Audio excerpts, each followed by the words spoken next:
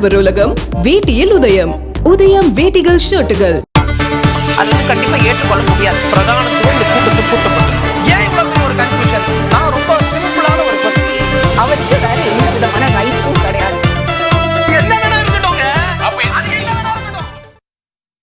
புதிய தலைமுறை நேயர்களுக்கு வணக்கம். நேர்பட பேசு நிகழ்ச்சிக்கு உங்களை வரவேற்பதில் மகிழ்ச்சி. இன்றைக்கு நம்ம நேர்பட பேசல எடுத்துக்கொண்ட தலைப்பு 2024 தேர்தல் மோடிக்கும் ராகுல் காந்திக்கும் இடையேயானது அப்படின்னு அமித்ஷா பிரச்சார பொதுக்கூட்டத்தில் பேசியிருக்கிறார்.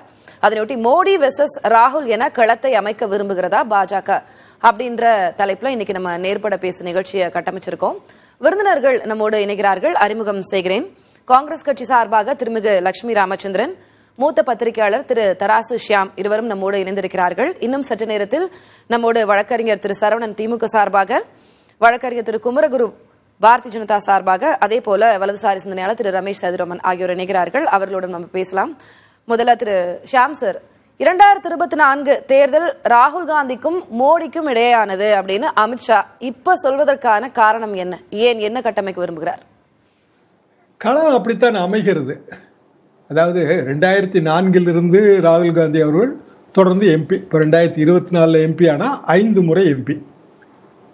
காங்கிரஸ் கட்சியை பொறுத்த வரைக்கும் ஜெனரல் செக்ரட்டரி, அப்புறம் யூத் விங்கு, அப்புறம் ஒரு காலகட்டத்தில் பிரசிடெண்ட், இப்படி பல பதவிகளை வகிச்சிட்டாரு. ஸோ கள அரசியலில் இன்னும் குறிப்பாக சொல்லப்போனால் நரேந்திர மோடியோட தேசிய அரசியலில் ராகுல் காந்தியோட எக்ஸ்பீரியன்ஸ் ரொம்ப ஜாஸ்தியாக இருக்குது. போன தேர்தலில் ராகுல் காந்தி பப்பு அந்த மாதிரியான ஒரு பிம்பத்தை கட்டமைச்சாங்க. ஆனால் அது எடுபடலைன்னு தெரிஞ்ச உடனே இந்த தேர்தலில் ராகுல் காந்தி இளவரசர் என்கிற பிம்பத்தை கட்டமைக்கிறார்கள். அதற்கு பதிலடியாக பிரியங்கா காந்தி ராகுல் காந்தி மாமன்னர் என்றெல்லாம் சொல்ல ஆரம்பிச்சிட்டாங்க. இதில் ராகுல் காந்தி எழுப்புகிற வினாக்களுக்கு பதிலளிக்க வேண்டிய கட்டாயத்தில் நரேந்திர மோடி அவர்கள் இருக்கிறார்கள். பிரியங்கா காந்தி எழுப்புகிற கேள்விகளுக்கு பதிலளிக்க வேண்டிய கட்டாயத்தில் 2 பேருமே, அமித்ஷா, நரேந்திர மோடி 2 பேரும் இருக்காங்க. எனவே தேர்தல் களமே ராகுல் காந்திக்கும் நரேந்திர மோடிக்கும் இடையிலான ஒரு யுத்தம் மாதிரி தான் தெரியுது. களமும் அப்படித்தான் கட்டமைக்கப்பட்டு வருகிறது. 2014 மாதிரி இது இல்லை, 2019 மாதிரி இல்லை, 2024 புத்தம் புதிய தேர்தல் களம். இதுல ஒரு உத்தி இருக்குல்ல திரு ஷியாம், பலகட்ட பிரச்சார உத்திகளை பாரதிய ஜனதா கையாண்டாங்க. இப்ப ராகுல் வெர்சஸ் மோடி அப்படின்னு கட்டமைக்க அவங்க நினைக்கிறாங்களா? அதனால அவங்களுடைய பலன் என்னவாக இருக்கும்? அவங்க என்ன நினைக்கிறாங்கன்னா, அப்படின்னா திரு நரேந்திர மோடி அவர்களை தேர்ந்தெடுப்பார்கள், மக்கள் தேர்ந்தெடுப்பார்கள். பிரதமர் யார் என்கிற கேள்விக்கு தானே பாராளுமன்ற தேர்தல் விடையளிக்கும். ராகுல் காந்தி பிரதமர் வேட்பாளர்னு அறிவிக்கப்படலையே. அப்போ இயல்பாக அந்த அட்வான்டேஜ், பொலிட்டிக்கல் அட்வான்டேஜ் நரேந்திர மோடிக்கு கிடைக்கும் என்கிற ரீதியில் அது கட்டமைக்கப்படுகிறது. ஆனால் உண்மையான சிக்கல் என்னன்னா, காங்கிரஸ் கட்சி 300க்கும் அதிகமான தொகுதிகள் தான் போட்டி போடுது என்றாலும் அவர்களுக்கான வெற்றி வாய்ப்பு அதிகமாக தெரியுது. காரணம் அந்த ரீஜனல் லெவலில் இருக்கிற அலைன்மெண்ட். இன்றைய தேதிக்கு தேசிய அளவிலான கூட்டணியில் இந்தியா கூட்டணியின் எண்ணிக்கை பலத்தை பார்த்தால் எல்லா மாநிலங்களிலும் இருக்கிற மாநில தலைவர்கள் பெரும்பாலும் அங்கே இருக்கிறாங்க, மகாராஷ்டிரா உட்பட. எனவே இயல்பாக அந்த கூட்டணி வலிமை எப்படி இங்க திமுக கூட்டணி அந்த எண்ணிக்கை பலத்துல வலிமை உள்ளதாக இருக்கிறதோ அப்படியான ஒரு வலிமை அவர்களுக்கு இருக்கிறது. அப்ப அவர்கள் பிரதமர் வேட்பாளர் யார் என்பதை பற்றி இன்னும் சொல்லப்போனால் அவர் கவலைப்படவே இல்லை. ராகுல் காந்தியை முதல்ல இருந்து மோடி பிரதமராக நீடிக்க. அந்த இடத்துல தான் இந்த ஒரு கேள்வி வருது. இந்தியா கூட்டணியே ராகுல பெரிய அளவுல முன்னிறுத்தல. ஏன்னா அவங்க இந்தியா கூட்டணி, அவங்களுடைய அலையன்ஸ், ஒவ்வொருத்தரும் ரொம்ப லீடர்ஸ், ஐகானிக்கான லீடர்ஸ் இருக்கிறாங்க. இந்தியா கூட்டணியே ராகுல் காந்தியை முன்னிறுத்தாதப்போ பாஜக எல்லா தலைவர்களும் தொடர்ந்து ராகுல் காந்தியை பிரதானப்படுத்தி விமர்சிக்கிறது, முன்னிலைப்படுத்தி விமர்சிக்கிறதுக்கான காரணம் அப்படின்னு இருக்குல்ல? அது காரணம் பாரதிய ஜனதாவே அப்படியான ஒரு உணர்வுல இருக்குன்னு தான் நான் நினைக்கிறேன். ராகுல் காந்தியோட அண்மை கால ட்வீட், இன்னைக்கு கூட ட்வீட் எல்லாம் பார்த்தீங்கன்னா, ஜூன் மாதம் 4ஆம் தேதிக்கு பிறகு பிரதமராக மோடி அவர்கள் நீடிக்க மாட்டார்கள். அதாவது அசர்ட்டிவா தெரியுது. இதுக்கு முன்பு அப்படி இல்லை. அப்போ அசர்ட்டிவ் லீடர்ஷிப் நேச்சுரலா அதுக்கு குளோரிஃபிகேஷன் இருக்கும். என்றாலும் ராகுல் தான் பிரதமர் ஆவார்னு நம்ம சொல்ல முடியாது. ஏனென்றால் 2004 அப்படிதான் சோனியா காந்தி பிரதமர் ஆவார் என்கிற மாதிரியில் ஒரு பிம்பம் கட்டமைக்கப்பட்டது. ஆனால் திடீர்னு ஒரு ஒயில்டு கார்டு என்ட்ரி மாதிரி மன்மோகன் சிங் பிரதமர் ஆனார். 10 வருஷம் அவர் ஆட்சியில் இருந்தார். அப்படியான சூழ்நிலையில் இந்தியா கூட்டணி வேறொரு பிரதமர் வேட்பாளரையும் கொண்டு வரலாம். அது கார்கேயாக இருக்கலாம், வேற யார் வேணாலும் இருக்கலாம்.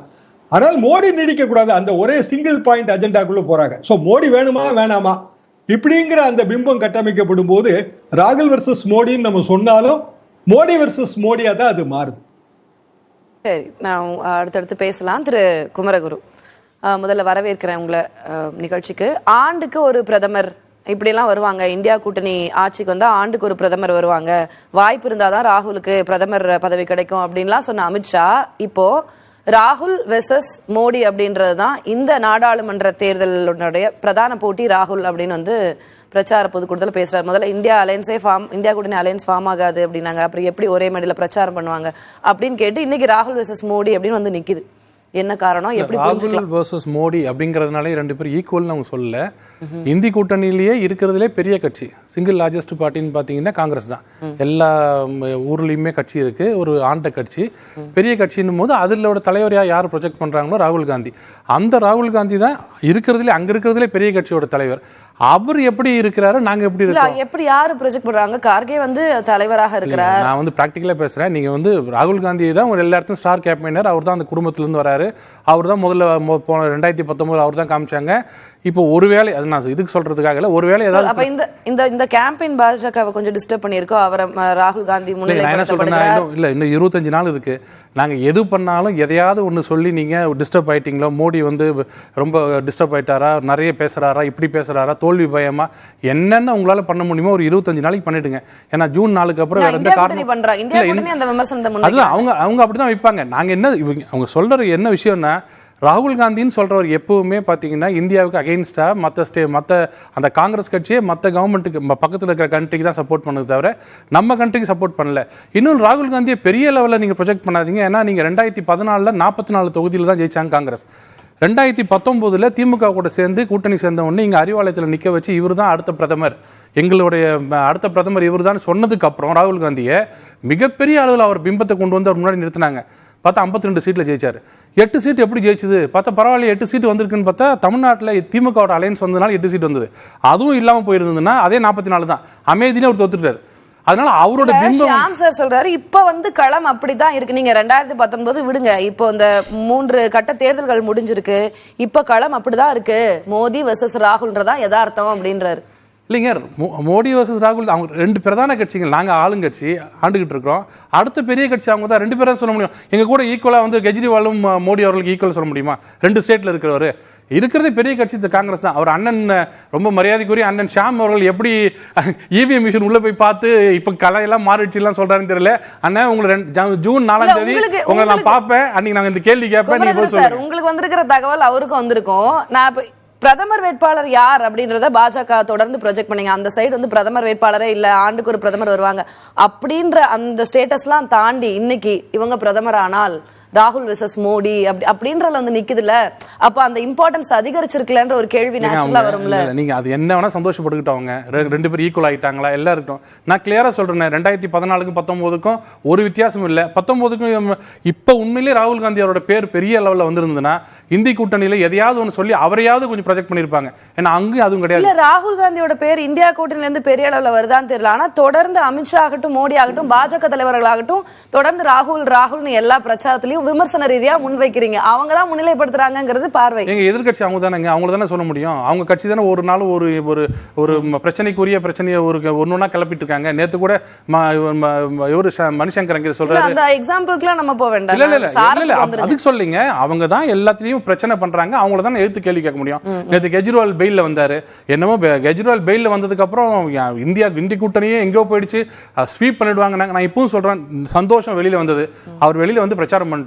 அப்புறம் 7 தொகுதி நாங்க ஜெயிக்கும் போது தானே கெஜ்ரிவாலோட ஒரு மனநிலை என்ன, அவரோட ஃபெமிலியாரிட்டி என்னன்னு அப்பதான் தெரியும். நாங்க திருப்பி இவங்க சொல்றது எல்லாமே காங்கிரஸ் கட்சி இந்தியாவுக்கு எதிரானது. அந்த இந்தியாவுக்கு எதிரான ஒரு கட்சிக்கு தலைவராக இருக்கிற ராகுல் காந்தி அவர்கள் எப்படிப்பட்டவர் அப்படின்னு சொல்லும் போது அவர் மேலதானே. நான் உங்களுடைய கருத்தை வாங்கிக்கிறேன் ஷியாம் சார். இப்போ திரு குமரகுரு பேசுறது நீங்க கேட்டிருந்திருப்பீங்க. நீங்க வந்து அதான் யதார்த்தம், களம் அப்படிதான் இருக்கு அப்படின்னு சொல்லியிருந்தீங்க. பிரதான கட்சி, எங்க பிரதான எதிர்கட்சியில இருக்கிற பிரதான கட்சி வந்து காங்கிரஸ், ராகுல் தான் இருக்கிறாரு, அவரை தானே விமர்சிக்க முடியும். அப்படிதானே நீங்க வந்து ரொம்ப களம் மாறி இருக்கு ராகுல் அப்படிலாம் நீங்க யோசிச்சுக்க வேண்டாம். இதான நேச்சுரலா அவரை தானே விமர்சிக்க முடியும்ன்றாரு. அதை ரொம்ப அவர் சாதாரணமா கடந்து போறாரு. 2019 எள்ளி நகையாடப்பட்ட ராகுல் காந்தி இன்றைக்கு வந்து அண்ணாந்து பார்க்கக்கூடிய நிலைக்கு உயர்ந்திருக்கிறார்ல. குமரகுரு அதை ஒத்துக்கிட்டு தானே ஆகணும், வேற வழியே இல்லையே. ஒவ்வொரு மீட்டிங்லயும் வந்து பிரதமர் என்ன சொல்றாரு அதானே சொல்றாரு. இவங்க தோண்டி எடுக்கிற வீடியோவை எல்லாமே ஓல்டு வீடியோ தானே தோண்டி எடுக்கிறாங்க. மணிசங்கர் வீடியோ ரொம்ப பழைய காலத்து வீடியோ. அதே மாதிரி ஈக்குவல் வீடியோஸ் பிஜேபியிலையும் ஜெய்சங்கர் வீடியோ எத்தனையோ இருக்கத்தான் செய்யுது. அதாவது சப்ஜெக்ட் இல்லாமத்தான் ஒன்னாம் கட்ட தேர்தலுக்கு பிறகு மோடி அவர்கள் பேசிக்கொண்டே இருக்கிறார்கள். பழைய ரிட்டோரிக் போயிட்டாங்க. ஒரு 2 எருமை இருந்தா ஒரு எருமையை பிடிக்க கொடுத்துருவாங்கிற பழைய கதைக்கு போயிட்டாங்க. அது காமராஜர் காலத்து கதை. உங்களோட பதில நான் வாங்கிட்டேன். ஷியாம் சார் இல்ல நான் அதை கேட்டுறாரு. ஷியாம் சார் அதான் சொல்றாரு, பிரியங்கா காந்தி அதான் சொல்றாரு, நீங்க எல்லா பொய்களையும் ராகுல் காந்தியை நோக்கி தான் வைக்கிறீங்க, வீசுறீங்க. ஏன்னா காரணம் பாரதிய ஜனதா ராகுலுடைய எழுச்சியை பார்த்து அச்சுறுத்தப்பட்டிருக்கிறது, பயந்து இருக்கிறது அப்படின்னு சொல்றாங்க. ஆனா ஒரு விஷயம் ஞாபகப்படுத்துற, உங்களுக்கு மறந்துருக்க மாட்டீங்க, நீங்க 2019 பிரதமர் வேட்பாளரா ராகுல் காந்தி முன்னிறுத்தப்படும் போது எங்களுடைய மொத்த திமுக மட்டும்தான் இல்ல, அட்லீஸ்ட் திமுக சொல்லிச்சுல்ல, அங்க நாங்க பிரதானமா எதிர்கட்சியா நினைச்சது காங்கிரஸ் தான், கடுமையா விமர்சிச்சது ராகுல் தான். தயவுசெய்து எடுத்து பாருங்க. இப்ப வந்து இந்தி கூட்டணி எல்லாம் நிறைய பேர் இருக்கிறதுனால இது ஒருவேளை ஜெயித்தால், ஒருவேளை ஜெயிச்சா நீங்க பப்புன்னு சொன்னீங்க, இப்ப கப்பு வாங்க போறாருல சொல்றீங்க. நீங்க பப்பு கப்பு என்ன நினைச்சீங்க? ஜூன் 4ஆம் தேதி ஒரு கப்பு வாங்குறாரா? சரி, ஓகே சார். அப்போ அவங்க வந்து அறிவிச்சாங்க ராகுல வந்து முகமாக பிரதமர் வேட்பாளராக அப்படின்னு நீங்க ஸ்டாலின் கூப்பிட்டாரு. இப்போ அவங்க ஒரு கூட்டணியா இருக்கிறாங்க, அவங்க யாரையுமே அறிவிக்கல, பிரதமர் வேட்பாளரே அறிவிக்கல. அதுதாங்க இப்போ என்ன சொல்றாரு, பப்புக்கு போல இளவரசன்றாரு. அங்க இருக்க இளவரசர் எப்படி பேசுறாரு பாருங்க. இல்ல சரி, அது சந்தோஷப்பட்டுங்க. ஏன்னா 48 வயசு ஆச்சு, இன்னும் அது கூட உயர்ந்த. ஷியாம் சார், நான் வரேன். குமரகுரு சார், அவரை இன்னும் அறிவிக்கல, அவருதான் பிரதமர் வேட்பாளர்லாம் எதுவுமே அவங்க அறிவிக்கல. அறிவிக்காம அந்த இம்பார்ட்டன்ஸ் ராகுல் காந்திக்கு போகுதுல, அப்ப அந்த கேள்வி. நான் நிகழ்ச்சி ஆரம்பிச்சது முதல்ல சொல்லிட்டு இருக்கேன். வேற யாரை சொல்றது சொல்லுங்க? அங்க டி ராஜாவை சொல்ல முடியுமா, கெஜ்ரிவாலை சொல்ல முடியுமா, மமதாவை சொல்ல முடியுமா, கார்கேவை சொல்லலாம். ஏங்க கார்கே வந்து உங்களுக்கு எல்லாருக்கும் தெரியும் கார்கேவோட பவர் என்ன, அந்த குடும்பத்துல அவர் என்ன பவர்ல இருக்காரு, அவர் எதுக்காக ஒரு தலைவரா இருக்காரு. ராகுல் காந்தி தலைவரா இருக்கும் போது மன்மோகன் சிங் கொண்டு வந்த சட்டத்தை, ஒரு நிமிஷம் இருங்க, மன்மோகன் சிங் கொண்டு வந்த சட்டத்தை கிழிச்சு போட்டாரு. இல்ல நீங்க அதை ரொம்ப அழகா ரொம்ப ஈஸியா கடந்து போறீங்க. பாரத் ஜோடோ யாத்திரா ஆகட்டும், நியாய் யாத்திரா ஆகட்டும், ஒரு பெரிய இம்பாக்ட் ஏற்படுத்தி இருக்கு. அது பாரதிய ஜனதாவுக்கு ஒரு பயத்தை ஏற்படுத்தி இருக்குன்றது அரசியல் நோக்கர்களோட பார்வை. அதை மறுக்க முடியுமா? இல்ல மறுக்க முடியாது. ஒரே வரியில பாரதிய ஜனதா பயந்திருக்கா? இருங்க, ஒரே வரியில சொல்றேன். நாங்க பயந்திருந்தால், இல்ல ராகுல் காந்தி பெரிய அளவு வளர்ந்திருந்தால் அமேதி தொகுதி விட்டு போயிருக்க மாட்டார். அன்னைக்கு நாங்க அமேதியில தோத்தோம். இன்னைக்கு என்னோட விஷயம் வேற மாதிரி இருக்கு. பிம்பம் நான் அங்கதான் நிப்பேன், நான் அதே இடத்த ஜெயிப்பேன்னு சொல்லாம ரேபரேலிக்கு போய் அங்க போய் நிக்கிறதுன்ற போதே அவருக்கு தெரியும் தன் உயரம் என்ன. நம்ம எல்லாம் சேர்ந்து வந்து அவர் அப்படியே. நான் லட்சுமி பேசிட்டு வரேன். பிரதமர் கூட வாரணாசியில தான் போட்டி எடுக்கிறார். திரும்பி லட்சுமி என்னங்க தொடர்ந்து ஜெயிக்கிறவர் அங்க ஜெயிக்கிறார், ஓடி வந்தவர். அதே மாதிரி ஒரு அவங்களுக்கு ஒன்னு கால்குலேஷன்ஸ் இருக்கும்ல. சரி லட்சுமி ஷியாம் சார், நான் வரேன். திரும்பி லட்சுமி, மோடி தலைமையை வலுப்படுத்துறதுக்கு ராகுல் வெர்சஸ் மோடி அப்படின்னு கட்டமைச்சா பாஜகவுக்கு கொஞ்சம் ஈஸியா இருக்குமோ அப்படின்றது அவங்களுடைய பார்வை. ஒருவேளை அப்படி நினைக்கிறாங்களோ, அப்படி புரிஞ்சுக்கணுமா இதைய? வணக்கம். நீங்க அழகா சொன்னீங்க யாரு பயந்துருக்காங்கன்னு. ஏன்னா அவங்கதான் வந்து சேஞ்ச் பண்ணிட்டே வராங்க. சொன்னதான் நீங்க சொன்னீங்க, நீங்க அவங்க சொன்னதான் சொன்னீங்க, அதை சுட்டி காட்டுனீங்க. முதல்ல சொன்னாங்க இவங்க வந்து ஜெயிச்சு வந்தாங்கன்னா வருஷத்துக்கு ஒரு பிரதமர் இருப்பாங்க அப்படின்னாங்க. இன்னைக்கு வந்து மாத்துறாங்க, ராகுல் காந்தி தான் பிரதமர் அப்படின்னு சொல்லி மாத்துறாங்க. ஏன்னா அவங்களுக்கே நான் ஒன்னே ஒண்ணு குமரகுரு சார்ட்ட கேக்குறேன், மோடி தானே அந்த சைடு பிரதமர். ஏன்னா இன்னொன்னு அடிப்படுது, பழைய அமித்ஷா வீடியோ எல்லாம் போட்டுட்டு இருக்காங்க பிஜேபி காரங்கள்லாம். ஏன்னா அதுல என்ன சொல்லிருக்காங்கன்னா 75 வயசுக்கு மேல ஆயிடுச்சுன்னா அவங்களுக்கு ரெஸ்பான்சிபிலிட்டி கொடுக்க முடியாது அப்படின்னு அமித்ஷா 2004 சொன்ன வீடியோ எல்லாம் நிறைய பார்த்துட்டே வரேன். சோ நீங்க தான் கொஞ்சம் கிளாரிஃபை பண்ணணும். இந்தியா கூட்டணியை பொறுத்த வரைக்கும் நாங்க முதல்ல இருந்தே சொல்லிட்டு இருக்கோம், இது வந்து ஒரு பார்லிமெண்டரி டெமோக்ரசி, இது ஒரு கூட்டணி இருக்கு. ராகுல நீங்க முன்னிறுத்தாமையே, லட்சுமி மேடம், ராகுல நீங்க முன்னிறுத்தாமையே அவங்க முன்னிறுத்தி ஒரு குழப்பத்தை ஏற்படுத்துறாங்க. இப்ப நீங்க அமித்ஷாவை முன்னிறுத்தி ஒரு குழப்பத்தை ஏற்படுத்துறீங்களா? நீங்க இல்ல நாங்க எதுக்காக இந்த எலெக்ஷனை நம்ம ஃபைட் பண்றோம்? மக்கள் பிரச்சனைகளை வந்து முன்னிறுத்தி நாங்க ஃபைட் பண்றோம். அவங்க வந்து ஒரு பர்சனாலிட்டி வார அவங்க வச்சுக்கணும் அப்படின்னா அது வந்து இவங்க வந்து இங்க ராகுல் வர்சஸ் நரேந்திர மோடி, கடைசியில நரேந்திர மோடி வர்சஸ் அமித்ஷாவா முடிய போகுது. அதனாலதான் I am telling them don't make it into a personality war. Let us talk about the issues. என்ன ராகுல் காந்தி அப்படின்னா அவர் what does he represent? அவர் எதை முன்னிறுத்துறாரு? அவர் வந்து நம்ம கான்ஸ்டிடியூஷனை முன்னிறுத்துறாரு, அரசியல் சாசனத்தை முன்னிறுத்துறாரு. மோடி அவர்கள் வந்து சர்வாதிகாரி, அப்படிங்கறத நம்ம எல்லாரும் பார்த்துட்டோம். எல்லா ஆப்போசிஷன் லீடர்ஸும் உள்ள இருக்கிறாங்க. நீங்க பாத்தீங்கன்னா கேஜ்ரிவால உள்ள போட்டாச்சு, மம்தா பானர்ஜி அவர்களோட அமைச்சரவையில இருந்த அமைச்சர்களை, இங்க இருக்கிற அமைச்சர்களை உள்ள போட்டாச்சு. பினராயி விஜயனுக்கு டெய்லி தொல்லை கொடுத்துட்டு இருக்காரு. ஏன் நம்ம ஆப்போசிஷன் பார்ட்டிஸ் ஏன் அவரோட கட்சியில இருக்கிற சீஃப் மினிஸ்டர்ஸ்க்கே ஒரு நிலையான ஒரு ஆட்சியை கொடுக்க முடியல? ஏன்னா குஜராத்ல எத்தனை சீஃப் மினிஸ்டர்ஸ் போன டைம்ல மாறினாங்கன்னு நமக்கு தெரியும். அந்த குற்றச்சாட்டு அவங்களுக்கு சம்பந்தம் இல்லன்றதா அவங்களோட கிளைம் இல்ல. அவரை சர்வாதிகாரி, இவர் வந்து ஒரு கான்ஸ்டிடியூஷனலிஸ்ட். எதை வச்சு அவர் வந்து இந்த எலெக்ஷன்ல கேக்குறேன் லட்சுமி, நான் நீங்க பேசுனதுல இருந்து கேக்குறேன். ராகுல் காந்தி எதை ரெப்ரசன்ட் ஒரு நொடி, let me come to the question. நீங்க வந்து இந்த பர்சனாலிட்டி வார்ல இத கொண்டு போக பாக்குறாங்க அப்படி சொன்ன அந்த ஆளுமைக்கான ஒரு போர், இவங்க வந்து ஆளுமையான அதுக்குள்ள இஷ்யூஸை தாண்டி இதுல எடுத்துட்டு போக நினைக்கிறாங்க அப்படின்னு சொல்லியிருந்தீங்க. அதுதான் அவங்களுடைய ஸ்ட்ராட்டஜியோ, பாஜகவினுடைய ஸ்ட்ராட்டஜி அதுவாதான் இருக்கும். மோடி வர்சஸ் ராகுல் அப்படிங்கும்போது Modi is a big leader, iconic leader.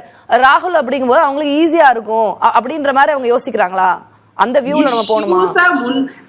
நீங்க ராகுல் காந்தி அவர்கள் இங்க வந்து லோக்கலா ஒரு உங்களை மாதிரி ஒரு தனியார் தொலைக்காட்சி தான் வந்து கண்டினியூஸா போல் நடத்திட்டு இருந்தாங்க. பப்ளிக் ஒப்பீனியனை கேட்டாங்க.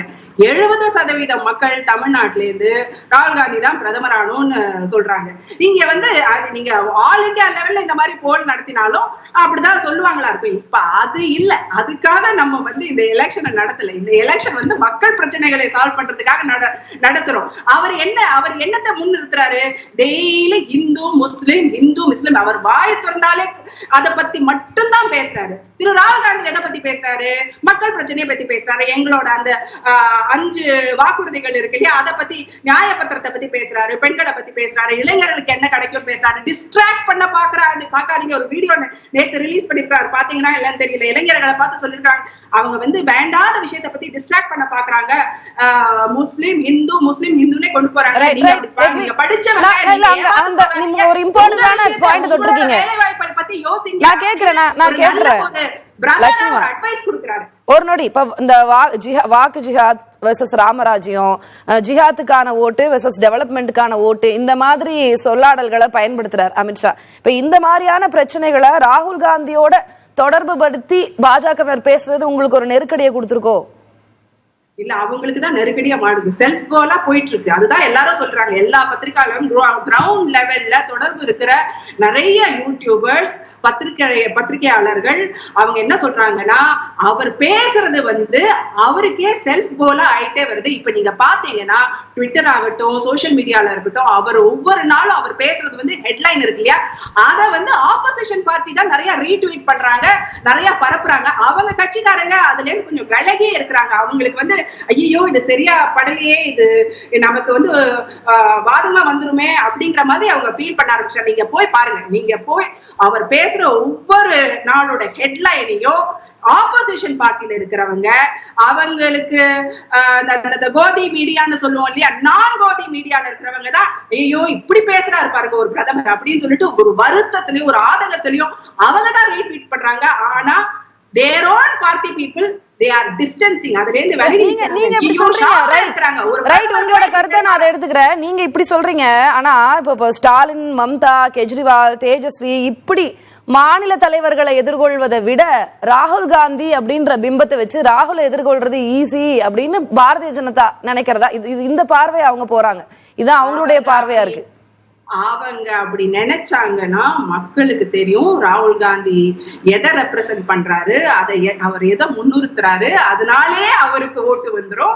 அவங்க வந்து நரேந்திர மோடி அவரை முன்னிறுத்துறதுனால ஒரு பர்சனாலிட்டி வார் ஆகுறதுனால வந்து நரேந்திர மோடி அவர்கள் வந்து ஒவ்வொரு நாளும் அவரோட அந்த பேசுற அந்த வார்த்தைகளே அவங்களுக்கு வந்து ஒரு மிகப்பெரிய ஒரு நெகட்டிவா, அவங்களுக்கு அது பின்னடைவாதான் அமையும்ன்றீங்க.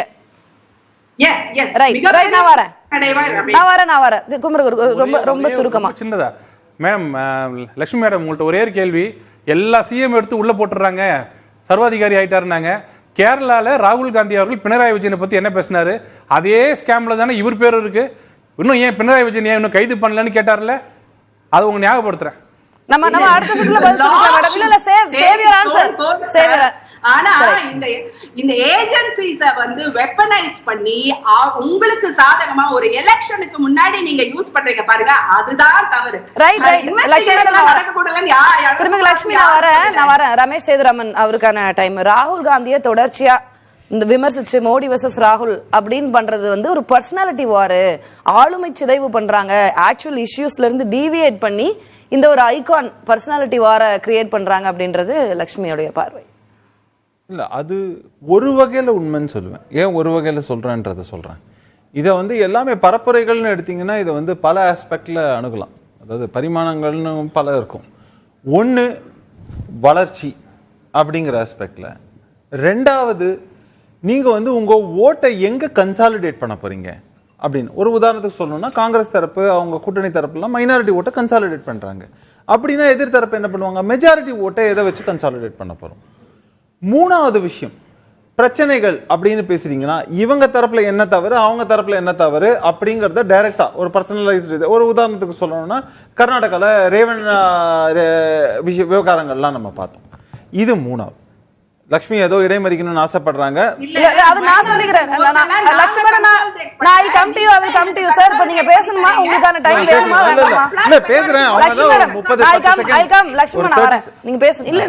உங்களோட கருத்தை முடிங்க சார், டைம் கிடைக்காது. அப்ப நீங்க பேசணும்னா ஒரு 30 செகண்ட் எல்லாம் தேவை. முயற்சி எல்லாம் பண்ண எல்லாரும் ஒரே மாதிரி தான் பாக்குறோம். நீங்க தான் கன்சால்டேட் பண்ணி மைனாரிட்டி உங்களோட கேட் ஸ்பீச்னால நீங்களே கன்சால்டேட் பண்ணி கொடுத்துறீங்க. we can talk. நம்ம அடுத்த செக்மெண்ட்ல பேசலாம். நன்றி. அடுத்த முக்கியமான விவகாரம் இதை வச்சு அடுத்தது ஐகான்ஸ். யாரு பிரதமர் அப்படிங்கிற ஒரு கேள்வி கொண்டு போறோம் இல்லையா? அப்போ பிரதமருக்கான ஃபேஸ் யாரு? இப்போ காங்கிரஸை பொறுத்த வரைக்கும் ரொம்ப தெளிவா இருக்காங்க. அவங்கள வந்து பாத்தீங்கன்னா கடந்த காலங்கள்ல எல்லாம் வந்து அந்த நேரு அவங்க குடும்பத்துல இருந்து வந்தவங்க நேரம் கம்மியா இருக்கு சொல்லிடுறேன். நான் கன்வர்ஜ் ஆயிடுறேன். நான் அந்த பாயிண்ட் யார் பிரதமர் அங்க யாருன்னே தெரியாது, ஆண்டுக்கு ஒரு பிரதமர் அதுல எல்லாம் இருந்து இப்போ மோடி வெர்சஸ் ராகுல் வந்து நிக்கிறாங்கல்ல, அதை நம்ம எப்படி புரிஞ்சுக்கலாம்? இன்னொன்னு என்னன்னா, ஆக்சுவல் இஷ்யூஸ் வளர்ச்சி இதை பத்தி எல்லாம் பேசுறத தவிர்த்துட்டு ஐகான் இந்த மாதிரி ஆளுமை வெர்சஸ் திஸ் அப்படின்றாங்கல்ல, ராகுல் வெர்சஸ் மோடி பர்சனாலிட்டி வார ஏன் கொண்டு வரணும் கேக்குறாங்க. இல்ல இது பல கட்ட தேர்தலாக நடைபெறுகிறது. ஒவ்வொரு கட்டத்திலையும் ஒரு ஸ்ட்ராட்டஜி ஒரு கவுண்டர் ஸ்ட்ராட்டஜி இப்படிதான் நடந்து கொண்டிருக்கிறதுன்னு நான் சொல்றேன். ஒவ்வொரு இடத்துலயும் இப்ப நீங்க வந்து முதல் கட்டத்துல நடந்த பரப்புரை இரண்டாவது கட்டத்துல இது ஒரு ஸ்ட்ராட்டஜி. இது ஸ்ட்ராட்டஜி. உங்களுக்கு அதுதான் ரொம்ப சிம்பிளா சொல்றேன். இப்போ இவங்க தரப்புல என்னன்னாக்க, தொடர்ந்து காங்கிரஸ் வந்து மற்ற யாரையும் ரீஜனல் பார்ட்டிஸை முன்னிலைப்படுத்தாம நேஷனலிஸ்டிக் ஆஸ்பெக்ட்ல நீங்க ஒரு நேஷனல் லெவல்ல நீங்க காட்டணும் அப்படின்னாக்க ஒரு ஃபேஸ் தேவை. அதுக்கு ராகுல் காந்தியை முன்னிறுத்துறாங்க. அங்க ஆக்சுவலா ராகுல் தான் பிரதமர் ஆவாரா அப்படின்னு கேட்டீங்கன்னாக்க ஒருவேளை INDA கூட்டணி அப்படி ஆகிறதுக்கான வாய்ப்பு கிடையாது. ஏன்னா 3 இருக்கு. ஒன்னு ரெஸ்பான்சிபிலிட்டி, இன்னொன்னு அக்கௌண்டபிலிட்டி. இந்த ரெண்டுமே கிடையாது. ஆனா அத்தாரிட்டி அது மட்டும் அவங்களுக்கு வேணுங்கிறத கடந்த காலங்களில் பார்த்துருக்கோம். ஏன்னா மன்மோகன் சிங்கை வந்து ஒரு பிரதமராக வைத்துக்கொண்டு அவங்க எப்படிலாம் நடந்து கொண்டார்கள் அப்படிங்கிறதெல்லாம் பார்க்கணும். இந்த மாதிரியாக பரப்புரை அப்படின்னு வரும்போது ஒரு ஃபேஸ பிம்பத்தை காட்ட வேண்டியது வெயிட் அண்ட் ஸ்விட்ச்னு சொல்லுவோம். அதனால பரப்புரை வரும்போது ஒரு பிம்பத்தை காட்டுவாங்க. ஆனா கடைசியில வந்து நிற்கும் போது இந்த கூட்டணி எப்படி இருக்க போகிறது, முதல்ல அவங்களோட ரிசல்ட் எப்படி வரப்போகுதுங்கிறத பார்க்க போறோம். அடுத்தது இவங்க எப்படி கொண்டு போய் அதை வந்து அடுத்த கட்டத்துக்கு கொண்டு போறதுக்கு, அதாவது இப்போ வந்து ஆட்சி அதிகாரம் அப்படின்னு ஒருவேளை வராங்க அப்படின்னாக்கா அந்த பங்கீடு அது வந்து ரொம்ப டிஸ்டன்ஸ் டாக்னு நான் சொல்றேன். that is where the question is. அவங்க ஆட்சி அதிகாரத்துக்கு வர போறாங்க, வந்தா அந்த பேச்சே முன்னாடி வரல. ஒரு 6 மாசத்துக்கு முன்னாடி வரைக்கும் இந்தியா கூட்டணி ஃபார்ம் அது வரவே இல்லை. வந்தாங்கன்னா பிரதமர் மாறுவாங்க, அவங்க வந்தாங்கன்னா ராகுல் அப்படின்றதெல்லாம் இப்போ இந்த எலெக்ஷன் ஒரு 2 கட்ட எலெக்ஷன் முடிஞ்சதுக்கு அப்புறம் தான் அது ஆரம்பிக்குது. சரி, இப்போ ராகுல், அகிலேஷ், சோரன் அப்படின்னு அங்க கூட்டணியில இந்தியா கூட்டணி இருக்கிறவங்க எல்லாம் ரொம்ப இணக்கமா ஒற்றுமையா போறது, அரவணைப்போட வழியில அரவணைப்பெல்லாம் இல்ல, அட்ஜஸ்ட்மென்ட். அது கேக்குறேன் இல்ல, அதான் சொல்றேன். காரணம் என்னன்னா சர்வைவபிலிட்டி. அவங்களுக்கு வாழ்வா சாவா மூணாவது டேர்ம் இல்லனா என்ன ஆகுது? நான் இன்னும் கேள்விக்கு வரல. அவங்க எல்லாரும் ராகுல தொடர்ந்து முன்னிலைப்படுத்துறது அப்படின்றது இருக்குல்ல, அது இந்த கூட்டணி தலைவர்களோட இணக்கம். அவங்க எல்லாரும் ராகுல முன்னிலைப்படுத்துறது பாஜகவுக்கு ஒரு நெருக்கடியா மாறி இருக்கா? அதனாலதான் அவங்க தொடர்ந்து இந்த பல்வேறு ஸ்ட்ராட்டஜியை முன்வைக்க இப்படி பண்ணினா மட்டும்தான் நீங்க தேசிய அளவுல ஒரு பரப்புரையை மேற்கொள்ள முடியும்னு இருக்கு. நீங்க ரீஜனல் பாத்தீங்கன்னா தனித்தனியா பண்றாங்க. இப்போ வெஸ்ட் பெங்கால் எடுத்தா மமதா பானர்ஜி தான் பிரைமரி. நீங்க வந்து ராகுல் காந்தி எந்த அளவுக்கு முன்னிலைப்படுத்திருக்காங்க அது கேள்வி இல்ல சார், அது பாஜகவுக்கு நெருக்கடியா இருக்கா அப்படின்னு நான் கேக்குறேன். இல்லங்க, எதுவா இருந்தாலுமே எல்லா கட்சிக்கும் நெருக்கடி தான். நீங்க என்ன தெரியுமா சொல்றேன், 250 பாஜகவுக்கு நெருக்கடி நிச்சயமா. 300 சீட்டு இது பண்ற இடத்துல 300க்கு 350 வாங்க முடியுமா, 350க்கு 400 வாங்க முடியுமான்னு ஒரு பக்கத்துல யோசிப்பாங்க. இவங்க என்ன யோசிப்பாங்கன்னா ஃபர்ஸ்ட் ஃபார்மோஸ்ட் ப்ரையாரிட்டி இவங்களோட கவுண்டை குறைக்க முடியுமா இன்னைக்கு லெவல்ல இருந்து, அடுத்தது அதை வெற்றியை நோக்கி போக முடியுமா, இப்படி இவங்களுடைய பரப்புரை இருக்கும். சோ ரெண்டு தரப்புக்குமே 400 ரொம்ப தூரமா அப்படி சொல்றது வச்சு பாக்க 400 வந்து ஒரு செட்டிங் கோல் அப்படிதான் பாக்குறேன்னா அதெல்லாம் பிராக்டிகல் கிடையாது. நான் ஓப்பனா சொல்றேன், அதெல்லாம் வந்து நான் என்னைக்குமே நான் சொன்னது கிடையாது. ஆனா மெஜாரிட்டிங்கிறது என்டிஏ கூட்டணிக்கு மெஜாரிட்டி நிச்சயமா வரும் அப்படின்னு நான் நம்புறேன். ஆனா கடந்த இரு தேர்தல்களை நீங்க பாத்தீங்கன்னாக்க ஆன்டி இன்குமென்சி ஒரு பக்கம் செட் ஆகுது அப்படின்னாக்கா, ஒரு பக்கம் பாருங்க சவுத் நார்த் அப்படின்னு பிரிச்சோம்னா, சவுத்ல இருக்கக்கூடிய இதுல வந்து பாஜகவோட ஓட் ஷேர்ங்கிறது பெருமளவில் இருக்கும். அது எவ்வளவு சீட்டா கன்வெர்ட் ஆகுதுன்றத நம்ம சீட் நார்த்ல பாக்கும்போது இல்ல வரேன் நார்த்ல பீக் இல்ல நீங்க பேசுறத நான் கன்சாலிடேட் பண்ணி இது ஆமாவா இல்ல அதன் மட்டும் கேட்க விரும்புறேன். எஸ், ராகுல் காந்திய இந்த இந்தியா கூட்டணி கட்சி தலைவர்கள் எல்லாம் முன்னிலைப்படுத்துறது, ப்ரொஜெக்ட் பண்றது, அவங்க ஒற்றுமையா இருக்கிறது பாஜக நெருக்கடி தான். நிச்சயமா இது ஒரு மாற்று அவங்க தரப்புல இருந்து நிச்சயமா அதை ஒரு எதிர்த்து தானே பண்ணணும். இப்ப மோடிக்கு எதிராக யாருன்னு கேட்கிறோம், ஒரு பிம்பமாக இவங்க ஐஎன்டிஏ கூட்டணியில இருந்து ராகுல் காந்தியை காட்டுறாங்க. அப்போ அந்த ரெண்டு தரப்புக்கு இடத்துல தானே அவங்களுடைய பரப்புரை. ராகுல் வர்சஸ் மோடி அப்படின்ற அந்த ஸ்டேட்மெண்ட் யாருக்கு ஃபேவர், அந்த பிம்பம் யாருக்கு ஃபேவர் அமையும்? இல்ல ராகுல் வர்சஸ் மோடி அப்படிங்கிறது வந்து யாருக்கு ஃபேவரபிளா அமையும்னு சொன்னா, ஐஎன்டிஏ கூட்டணியில இருந்து என்ன சொல்லுவாங்கன்னா மோடிக்கு ஈக்குவல் மாதிரி ப்ரொஜெக்ட் பண்ணுவாங்க. பட் மோடிக்கு ஈக்குவல் ராகுல் காந்திங்கிறது கிடையாது. ஏன்னா ராகுல் காந்தி தான் அடுத்த பிரதமரா வருவாரா அப்படிங்கறது வந்து இவங்களால யாருமே தெளிவாகவும் சொல்ல முடியாது, பண்ணவும் முடியாது. பேசுவோம். ஆனாலும் this versus that அப்படி. இப்போ நான் ஒரு உதாரணம் சொல்றேன். 30 செகண்ட் ஐபிஎல் அப்படின்னு எல்லாம் இந்த லீக்ஸ் எல்லாம் நடக்கும் பாத்தீங்கன்னா, லீக்லயே ஏ பி வச்சுட்டு அதுல கடைசியா வரவங்க வந்து இது பண்ணுவாங்க. ஒரு வீக் டீம் ஃபுல்லா இருக்கும், அவங்க எல்லாம் பண்ணிட்டு கடைசியில ஒரு வின்னர் வந்து ஃபைனல்ஸ்க்கு வந்துருவார். இன்னொரு ஸ்ட்ராங் டீம் எல்லாம் இருக்கும், அவங்க எல்லாம் சண்டை போட்டு ஃபைனல்ஸ் வந்துருவாங்க. கடைசியில பாத்தீங்கன்னா ஒரு வீக் டீம்ல ஸ்ட்ராங்கஸ்ட் டீம், ஸ்ட்ராங் டீம்ல ஒரு ஸ்ட்ராங்கஸ்ட் டீம் இருக்கும்போது இந்த ரெண்டு ஈக்குவலா அப்படின்னு கேட்கறது எந்த அளவுக்கு சரியா இருக்குமோ அந்த அளவுக்கு தான். 30 seconds over sir. Saravanan sir, இப்போ 2019 நீங்க ராகுல வந்து முன்னிறுத்துனீங்க, அது எஸ்பெஷலி ஸ்டாலின் முன்னிறுத்தினார் வந்து நீங்க ஆட்சி அமைக்கணும் அப்படின்னு. இந்த வாட்டி இந்தியா கூட்டணி தலைவர்களே ராகுல முன்னிறுத்தல. ஆனா இப்போ 2024 எலெக்ஷன் ராகுல் வெர்சஸ் மோடிக்கானதுன்னு அமித்ஷா சொல்றாரு. நீங்க அப்ப முன்னிறுத்தாததுக்கும் இப்போ அமித்ஷா ராகுல முன்னிறுத்துறதுக்கும் என்ன வித்தியாசம்? இந்த விவாதமே தேவையா, ராகுல் மோடி என்ற விவாதமே தேவையா அப்படின்ற ஒரு முக்கியமான கேள்வி எழுந்திருக்கு. ஏன்னு பார்த்தீங்கன்னா, இன்னும் 2 வருஷத்தில் மோடி அவர்களுக்கு வந்து 75 வயசு ஆக போகுது. 75 வயசு ஆயிடுச்சுன்னா automatic retirement in BJP. Anandiben Patel Gujarat chief minister 75 வயசானவனை ரிசைன் பண்ணிடுறாங்க. I have become 75, I am resigning அப்படின்னாங்க. அதை வந்து யார் வரவேற்றாங்க அப்படின்னா, வரவேற்று இது வந்து ஒரு சரியான உதாரணம்னு சொன்னது யாருன்னு பார்த்தீங்கன்னா அமித்ஷா. இன்றைக்கி வந்து அரவிந்த் கெஜ்ரிவால் அவர்கள் வந்து இந்த ஒரு முக்கியமான பிரச்சனையை எழுப்பியிருக்காரு. இப்போ வந்து யாருக்காக வந்து பிரதமர் மோடி பிரச்சாரம் செய்து கொண்டிருக்கிறார்? அவர் பிரதமராக வரணும்னு சொல்கிறாரா, இல்லை வந்து இன்னும் 2 வருஷம் கழிச்சு அமித் ஷாவை வந்து கொண்டு வரதற்காக பிரச்சாரம் செய்கிறாரா அப்படின்னு சொல்லி ஒரு முக்கியமான கேள்வியை எழுப்பியிருக்கிறார். அமித்ஷாவே மோடி வெர்சஸ் ராகுல்ங்கிறாரு. இல்லை, அதுதான் அவர் பிரதமர் ஆகணும்ல. இப்போ அவரை போய் இப்போ அமித்ஷா தான் பிரதமர்னா ஒத்துப்பாங்களா யாராவது?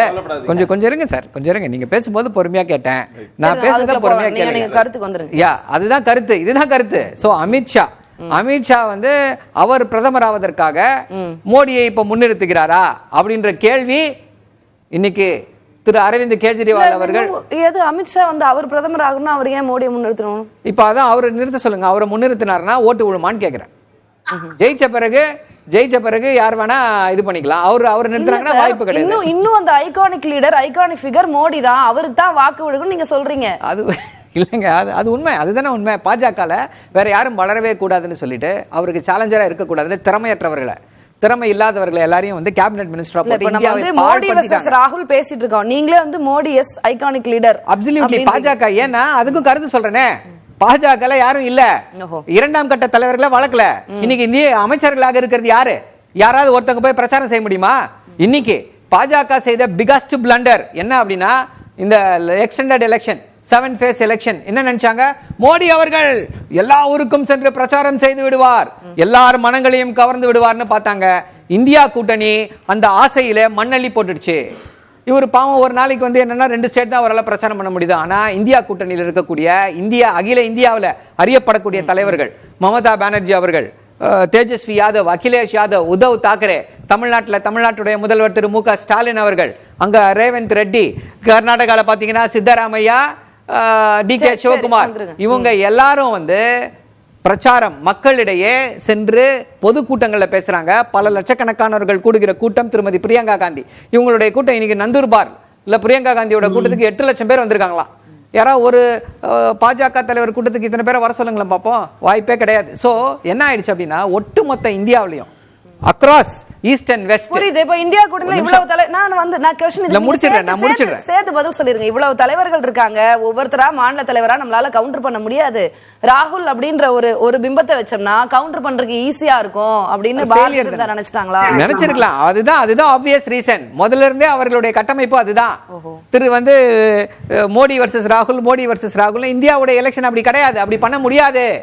அவர்களால பாஜகவால ரீஜனல் தலைவர்களை எதிர்கொள்ள முடியாது. செல்வி மம்தா பானர்ஜி எதிர்கொள்ள முடியல. அதனாலதான் கர்நாடகால தோத்து போனாங்க. கர்நாடகால போய் தெருவா பிரச்சாரம் பண்ணாரு மோடி. என்னாச்சு? பஜ்ரங்க பலி அப்படின்னாரு. ஓட்டு கிடையாதுன்ட்டாங்க மக்கள். ஓட்டு கிடையாதுன்ட்டாங்க. சரவணன் சார், ஓகே, நான் இப்படி கேக்குறேன். ஒருவேளை ராகுல் காந்தியை முன்னிறுத்தினா இந்தியா கூட்டணி பலவீனம் ஆயிடும் அப்படின்னு நினைச்சுதான் நிறைய பேர் இல்ல முதல்வர் தவிர்த்தாரு.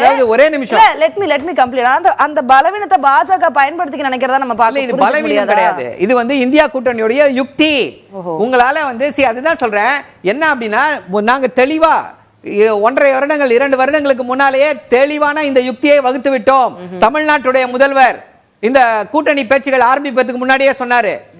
எந்த மாநில கட்சி ஜாஸ்தியா இருக்கோ அந்த தலைமையில கூட்டணி. முடியலையா? தொகுதி பங்கீடு முடியலையா? ஒரு காமன் கேண்டிடேட். இன்னைக்கு பாஜகவிற்கு எதிராக காமன் கேண்டிடேட், எல்லா தொகுதியிலையும் காமன் கேண்டிடேட். பாஜகவிற்கு எதிரான வாக்குகள் பிளவுபடவில்லை. அந்த அடிப்படையில தான் சொல்றோம் இந்த தடவை பாஜக மண்ணை கவ போகிறது. அவங்களால ரியாக்ட் பண்ண முடியல. அப்போ இந்திராவின் மகனே வருக நல்லாட்சி தருகன்னு சொன்னதெல்லாம் சும்மாவா? அப்போ லாஸ்ட் டைம் இல்லங்க. அது நம்முடைய பாராளுமன்ற சிஸ்டம் நீங்க புரிஞ்சுக்கலையோ அப்படின்ற கேள்விதான் எனக்கு வருகிறது. ஏன் அப்படின்னா நம்முடைய பாராளுமன்ற சிஸ்டம் படி ஜெயிச்ச பிறகு எல்லா எம்பிக்களும் சேர்ந்து பிரதமரை தேர்ந்தெடுப்பாங்க. நீங்க அதுக்கு முன்னாடி சொல்றதெல்லாம் ஜும்லா தான். இவரை நாங்கள் இது பண்றோம் அது பண்றோம் அப்படின்னா அது ஒரு பூஸ்ட், அவ்வளவுதான். அது ஒரு தேர்தல் யுக்தியா தான் அதை பார்க்க முடியுமே தவிர அதை இதுதான் இப்படித்தான். இது ஒவ்வொரு தேர்தலுக்கும் ஒரு யுக்தி. இந்த தேர்தலில் என்ன செய்ய முடியும், என்ன செய்தால் பாஜகவை வீழ்த்த முடியும் என்பதை உணர்ந்து கொண்ட காரணத்தினால அதை பக்காவா பிளான் பண்ணி எக்ஸிக்யூட் பண்ணியாச்சு. முடிஞ்சு போச்சு. 293 சீட்ல எலெக்ஷன் முடிஞ்சிருச்சு. ஜும்லான்னு ஒரு வார்த்தையை பயன்படுத்துறீங்க. அப்ப 2019 ஸ்டாலின் சொன்னது என்னன்னு கேக்குறேன். சொன்ன ஒவ்வொரு தேர்தலுக்கும் ஒவ்வொரு யுக்தி.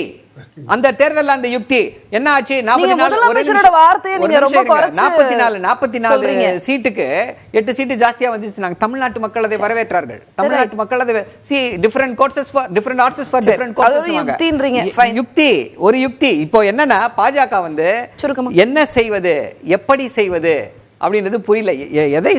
எத்தை தின்னால் பித்தம் தெளியும் அந்த சூழ்நிலையில இருக்கிறது பாஜக. அவர்களால இன்னொரு முக்கியமான கருத்து என்ன அப்படின்னா, இப்ப யாராவது தெளிவுபடுத்திட்டோம் 75 வயசுக்கு அப்புறம் என்ன ஆக போகிறார் பிரதமரா? ஒரே நிமிஷம் இருங்க, ஒரு நிமிஷம் நான் முடிக்க விடுங்களா? என்ன பிரதமராக இருந்தால் ரிசைன் பண்ணுவாரா? இல்ல பிரதமரா இல்ல அப்படின்னா என்ன ஆக போகிறார்? அவருடைய அரசியல் வாழ்க்கைக்கு முடிவுரை எழுதி விட்டார்களா அப்படின்றது முக்கியமான கேள்வி. யார்கிட்டயாவது கேட்டு பதில் வாங்கி கொடுங்க எனக்கு. ஷியாம் சார், அப்படிதான் இருக்கு களம். மோடி வெர்சஸ் ராகுல்னு தான் இருக்கு. அதான் யதார்த்தம். நீங்க சொன்னீங்க. சரவணன் பேசும்போது சொல்ற அப்படிலாம் ஒண்ணு இல்ல. இது அமித்ஷாவுக்கான அவரோட பிளான். இது அமித்ஷா அடுத்த பிரதமர் அவர் ஆகணுங்கிறதுக்காக கட்டமைக்கப்படுற ஸ்ட்ராட்டஜின்றாரு. எப்படி புரிஞ்சுக்கலாம்? கொஞ்சம் நான் மாறுபடுறேன். காரணம் என்னன்னா, இந்த 75 வயதுங்கிறது ஒரு கட்சி அது வைக்கிற ஒரு அமைப்பு, அவ்வளவுதான். அதை நாளைக்கு மோடிக்காக அவங்க மாத்திக்கிடலாம். நீ கூட அமித்ஷா அதை பேசியிருக்கிறாரு. அப்படி ஒன்றும் 75 வயசு தான் எங்க கான்ஸ்டியூஷன்ல எதுவுமே இல்லையே அப்படின்னு பேசியிருக்கிறாரு. அதை ஒரு அடிப்படையாக நம்ம கொள்ள முடியாது.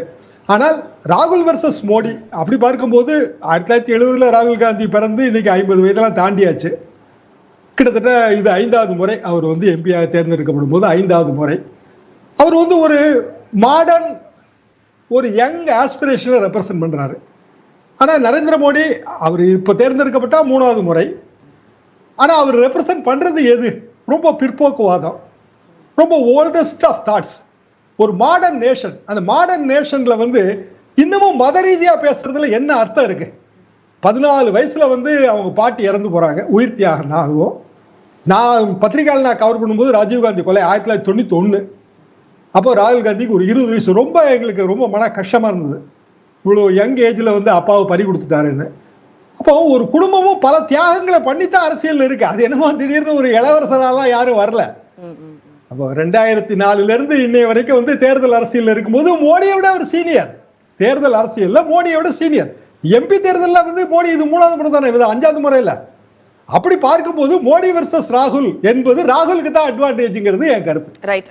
திரு குமரகுரு, ராகுல் தான் அது அட்வான்டேஜ், அவங்க எடுக்கிற ஸ்ட்ராட்டஜி எல்லாம். அப்படின்னு இப்போ என்ன சரவணன் சார் சொல்றத பார்த்தா அமித்ஷா 2 வருஷம் கழிச்சு அவர் பிரதமராக போடுற ஸ்கெட்சுங்க இது அப்படின்றாரு. என்ன சட்ட திருத்தம் ஏதாவது பண்ண போறீங்களா கட்சி சார்பாக? கொஞ்ச நாளைக்கு முன்னாடி வந்து முதல்வர் ஸ்டாலின் அவர்களை கேட்கும்போது உங்க பையன் வந்து அரசியலுக்கு வருவாரான்னு கேட்கும்போது எங்க வீட்டில் யாருமே அரசியலுக்கு வரமாட்டாங்க அப்படின்னு சொல்லிட்டு அரசியலுக்கு வந்து அவர் மந்திரி ஆயிட்டாரு.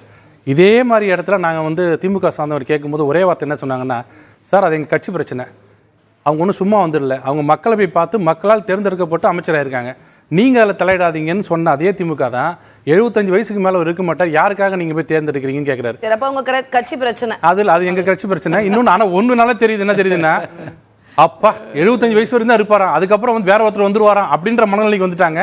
அவர் ஜெயிச்சிருது கன்ஃபார்ம். 2 வருஷத்துக்கு எப்படியாவது பொறுத்துக்குங்க அப்படின்னு இன்னொரு குற்றச்சாட்டையும் முன் வச்சாரு. அங்க மோடி தவிர வேற யாரும் ஐகானிக் லீடர் இல்ல, வேற ஆள் இல்ல, அவரை தான் வச்சாகணும். இல்லனா ஆனா உண்மையிலே வந்து அதை திமுக சொல்றாங்க பாருங்க, அடுத்த லெவல்ல செகண்ட் லெவல் லீடர் வழக்கு போடலன்னு.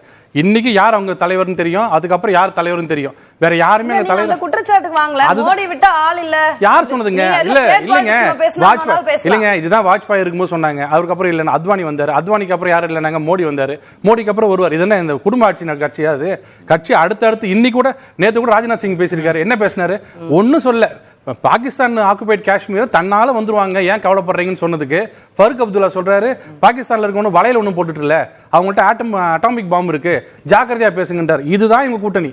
இப்ப சொன்னீங்களே மதம்னு அண்ணன் ஷாம் கூட சொன்னாரு, இதுதான் சொல்லக்கூடாது.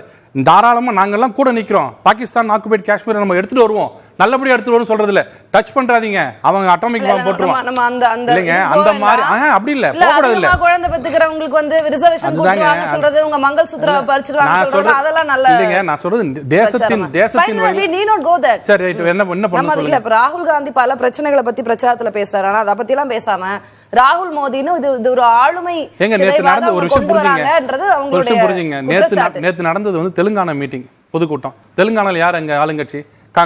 காங்கிரஸ் இருக்கும்போது இங்க பாருங்க ராகுல் காந்திக்கும் மோடி அவர்களுக்கும் இந்த வித்தியாசம் இருக்கு பாருங்க அப்படின்றாங்க. நாளைக்கு வெஸ்ட் பெங்கால் போறாரு, வெஸ்ட் பெங்கால் ராகுல் காந்தி இல்லங்க, அங்க யாருமே காங்கிரஸே இல்ல, அங்க திரிணாமுல் காங்கிரஸ். பாருங்க இந்த தீதிக்கும் எங்களுக்கும் பாருங்க என்ன வித்தியாசம் பேசுறது எல்லா இடத்தும் ஒரு ஸ்ட்ராட்டஜி. அதை எதுக்கு பெருசா போட்டுட்டு நீங்க இங்கே இதை இவரை சொன்னீங்க? அதான். ஆனா உங்க ஆதங்க என்ன புரியுதுன்னா, இருக்கிறதுலே ராகுல் காந்தி தான் அங்க ரொம்ப சின்ன தலைவர், அவரையே ஈக்குவலா பண்ணி பேசுறீங்களா அப்படின்னு கேட்டா யாராவது ஒருத்தர் சொல்லணுமே, யாராவது ஒருத்தர் சொல்லி தானே பேச முடியும். ராகுல் காந்தியை விட்டுட்டு அப்புறம் யாரை வச்சு சொல்றது நீங்க? சரி, இருக்குல்ல சின்ன தலைவர் பெரிய தலைவர், வேற யாரு உங்களுக்கு பாப்புலாரிட்டில சொல்லுங்க?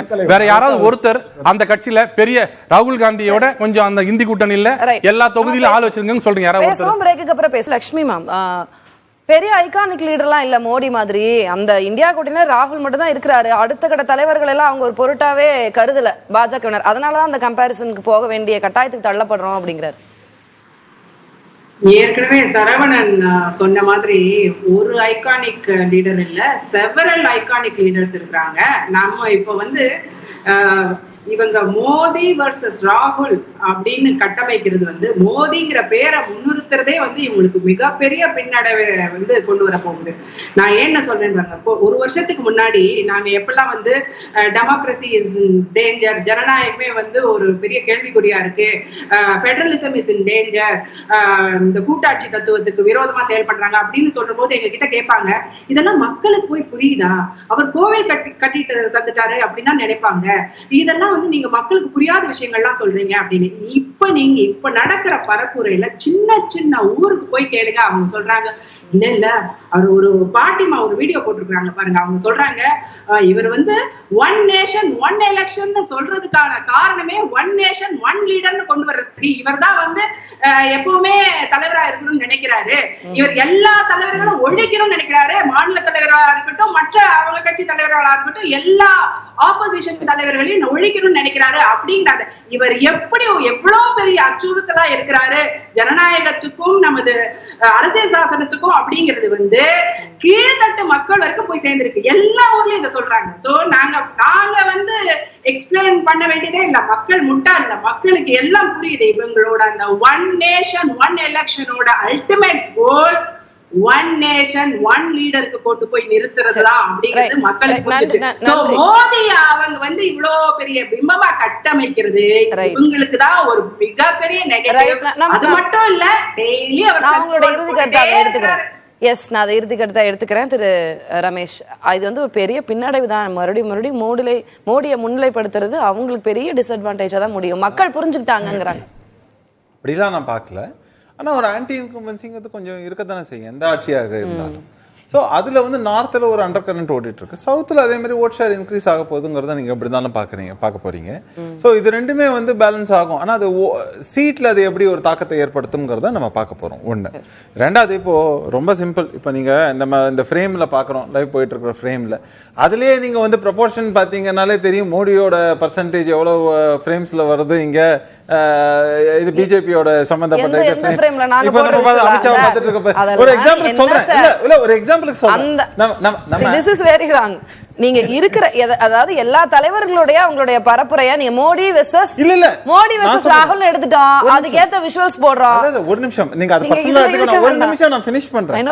ஒரு நிமிஷம். இல்ல ஐ அம் ட்ரைங் டு சே, அங்க கூட மோடி வெர்சஸ் ராகுல்னு இருக்கே தவிர மற்ற தலைவர்கள் அப்படிங்கறத பிரதானப்படுத்தப்படலைங்கிறத தான் நான் சொல்றேன். நம்ம டாபிக் சம்பந்தமா அதுதான் சொல்றேன். இல்ல அங்க சொல்லக்கூடிய விவகாரம் நம்ம காட்டக்கூடியது, நம்ம எப்படி பேலன்ஸ் பண்ணி காட்டுறோம் அப்படிங்க பொதுவா நான் சொல்லக்கூடியது. இப்போ நீங்க இங்க தமிழ்நாட்டில் ஒன்றும் இது ஒன்றும் பரப்புரையை ஒன்றும் வந்து இம்பாக்ட் பண்ண போறது இல்லை, வட மாநிலங்களில் போய் இதை ஒன்றும் பார்க்க போறதுங்கிறதெல்லாம் கிடையாது. பட் நான் சொல்லக்கூடிய விவகாரம் என்னன்னா, இன்னைக்கு பிரதமர் அப்படிங்கும் போது அந்த ஆஸ்பெக்ட்ல நம்ம வந்து ராகுல் காந்தியை கொண்டு போய் வைக்கிறோமா அப்படின்னாக்க ஒரு பிம்பம் அவங்க தரப்புல இருந்து காட்டுறாங்க, ஒரு சிங்கிள் ஃபேஸ். Right right. திரு சரவணன், இப்போ ராகுல் இந்து மத நம்பிக்கைக்கு எதிராக இருக்காரு அப்படின்னு மோடி விமர்சிக்கும் போது கூட சேர்ந்து திமுக சேர்த்து விமர்சிக்கிறார். மோடி, ராகுல், ஸ்டாலின் இவங்க எல்லாருமே இந்து மதத்துக்கு எதிரான அப்படின்னு தான் விமர்சிக்கிறாரு. அது வந்து வேற வழி இல்லை. ஏன்னா அவருடைய வளர்ச்சியை சொல்லி ஓட்டு கேட்க முடியாது. இப்போ 100 கிஃப்ட் 100 ஸ்மார்ட் சிட்டி கட்டிட்டேன்னு ஓட்டு கேட்க முடியாது. டிமானிட்டைசேஷன் என்னுடைய சாதனைன்னு சொல்லி ஓட்டு கேட்க முடியாது. எல்லாருக்கும் வேக்சின் கொடுத்தானு சொல்லி ஓட்டு கேட்க முடியாது. அமித்ஷா பத்தி ஒரு விஷயம் சொல்லுங்க. எங்க கட்சிக்குள்ள என்னவோ நடக்குது, உங்களுக்கு என்ன, அதெல்லாம் நாங்க பாத்துக்குவோம் அப்படின்ற பொது வெளியில இருக்கு. அதை வைத்து விமர்சனம் செய்தீர்கள். இப்போ அதே மாதிரி நாங்கள் விமர்சனம் செய்கிறோம். மக்கள் கிட்ட போவோம். யாருக்காக ஓட்டு கேட்கிறார், 75 வயசுக்கு அப்புறம் இருப்பாரா, எங்க பிரதமரா இருப்பாரா, கட்சி பிரச்சனை. அதுதான் கட்சி பிரச்சனை கிடையாது. இது தேர்தலில் நிற்கும் பொழுது எப்படி கட்சி பிரச்சனை அவங்க மாத்திக்குவாங்க. இல்ல, மாத்தும் போது வெளியில சொல்லட்டும்ன்ற வெளிப்படைத்தன்மையோடு வெளியில சொல்லட்டும். இப்போ அண்ணன் தராசு ஷியாம் வந்து ஒரு முக்கியமான புள்ளியை தொட்டாரு. எந்த புள்ளியை தொட்டார் அப்படின்னா, ஒரு மாடர்ன் நேஷனுக்கு வந்து பிற்போக்கு கருத்துக்களை சொல்லக்கூடிய ஒருத்தர் வந்து மீண்டும் பிரதமராக வேண்டுமா அப்படின்னாரு.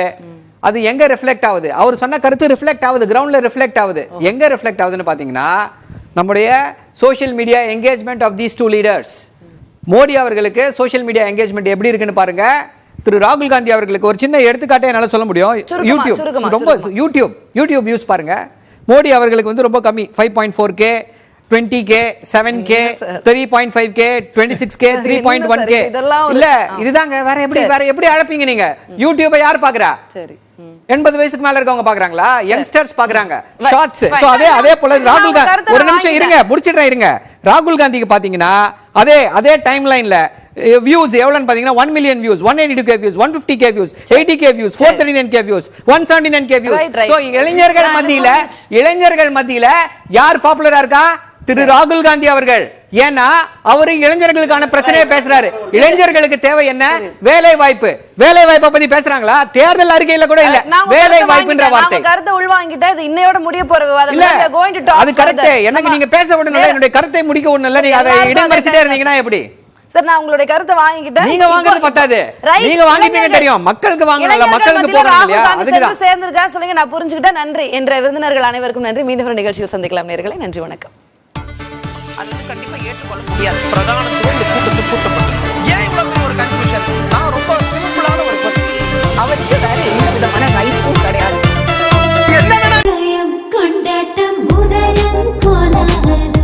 ஆடவர் உலகம் வேட்டியில் உதயம். உதயம் வேட்டிகள் ஷர்ட்டுகள்.